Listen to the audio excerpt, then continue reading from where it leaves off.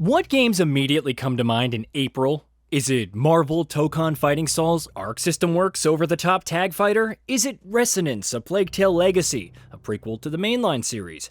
Maybe you're keen on Star Wars Zero Company and its XCOM-like tactics. However, preceding all of these is an unusual project that's been quietly growing, pun fully intended, in the background. Beast of Reincarnation. Launching on August 4th for Xbox Series X and S, PS5, and PC, it made a huge impression at the last Xbox Developer Direct, showcasing a ravaged yet beautiful world. A one-woman, one-dog action RPG. It's from Game Freak, who you probably know better from the Pokémon series. But it's clear that this is unlike anything the studio has ever attempted before. So here are 15 things you should know about Beast of Reincarnation, and why it may be worth picking up. Starting with Game Freak's biggest project yet. At first glance, you probably wouldn't believe that Beast of Reincarnation was conceived 6 years ago. But one thing is for sure, this is a significant shift from Game Freak's usual work, and its largest team yet, even if the core leading it is relatively small and assisted by various partners. Either way, in terms of non-Pokémon work, this is its biggest leap yet. いつか帰る場所だ. The Blight. Set in 4096, the story focuses on a post-apocalyptic Japan overrun by the Blight. Living beings are transformed into malfacts and seemingly exist to fulfill its own will. At the center of this is something called, wait for it, the Beast of Reincarnation. Unlike your average wasteland, however, the countryside is also overrun by forest and vegetation, a contrast to the skyscrapers, bridges, and factories that now lie in ruins. Emma, Coup, and the cast. Players will control Emma, a blank slate, as director Kota Furushima describes her, who doesn't possess any memories and is infected by the Blight.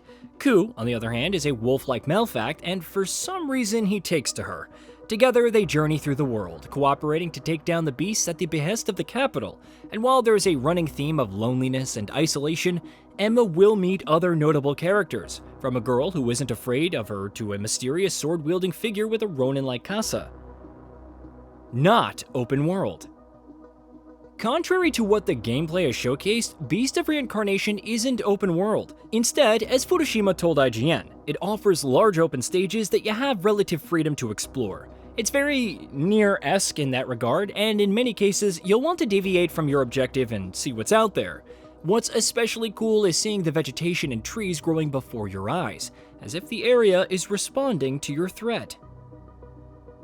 Grappling and bridging with vines. Of course, you won't just be exploring this world on foot. Because of the Blight, Emma has gained control of plants, allowing her to manifest them, sometimes through her hair, as vines to grapple onto and scale environments. She can also create bridges, making it easier to cross gaps.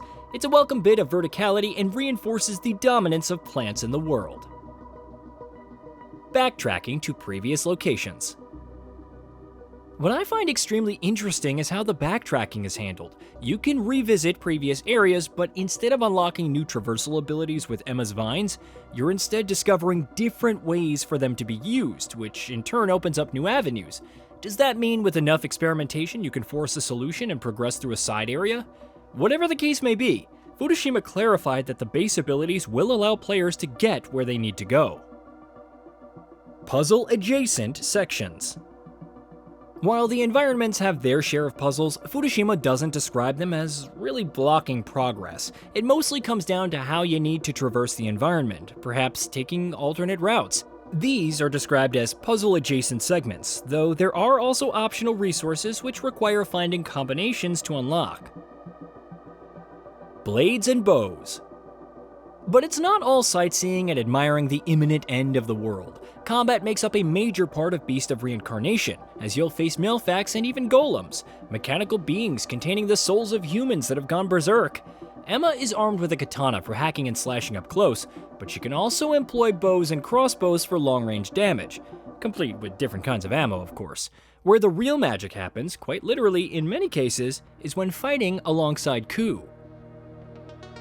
Blue Marts. When he's not being downright adorable, Coup can inflict blue marts on enemies for a variety of different effects.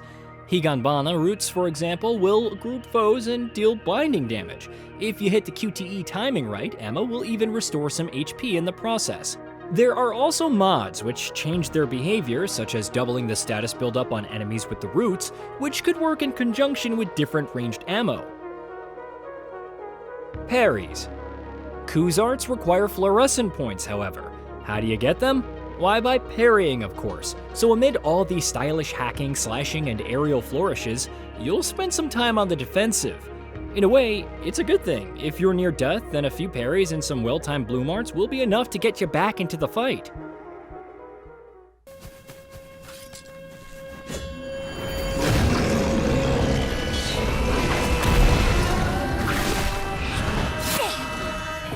Sniffing out objects. As an aside, Coup doesn't just exist to help in combat, he's also useful while exploring, locating different resources and chests for Emma. Besides gear like armor, we're guessing that some of those may contain the aforementioned mods, if not materials to craft your own, so best pay attention if he senses something nearby. The Nushi. If the Malefacs are the small-time enemies, then the Nushi are your big bads. Each zone has a unique Nushi, and based on that gameplay overview from the Xbox Developer Direct, they make up some of the apex predators, like a towering bear that hurls rocks. Survive, and you can unlock Nushi skills that Emma can unleash during combat. Looking back at the world that was. Those curious about the road leading to the world's current state are encouraged to return to base. Not only can you arrange your loadout, but there are also flashbacks which offer more lore on the world. How did the beast overwhelm it with the blight? You'll probably find those answers, and potentially others like the humans alive during the time, by engaging with them. Difficulty options. First glances at the gameplay and the Sekiro-like parrying will doubtless prompt questions about the difficulty. The good news is that Beast of Reincarnation features multiple options, which you can change at any time. However, as Fukushima told Famitsu, he wants players to enjoy trial and error, trying different fighting styles next time or changing Coup skills to succeed. He doesn't want you stuck and retrying parts dozens of hundreds of times, though, so swap up the difficulty if you must. A very specific game experience. If you've seen any of the contemporary Pokémon titles, then Beast of Reincarnation may be somewhat of a shock given its fidelity. However, the intention has always been to deliver a very specific game experience, with graphics that support the same per Fukushima. Of course, the team is also focused on making sure it runs well, but the point is, there's more to this game than just the visuals. Here's hoping Game Freak and Co. can live up to that promise when it launches next month. Hey, did you know that we at GamingBolt upload new videos every day? Stick around, drop a like, subscribe, and hit that bell. And let us know what kind of content you'd like to see in the future with a comment below.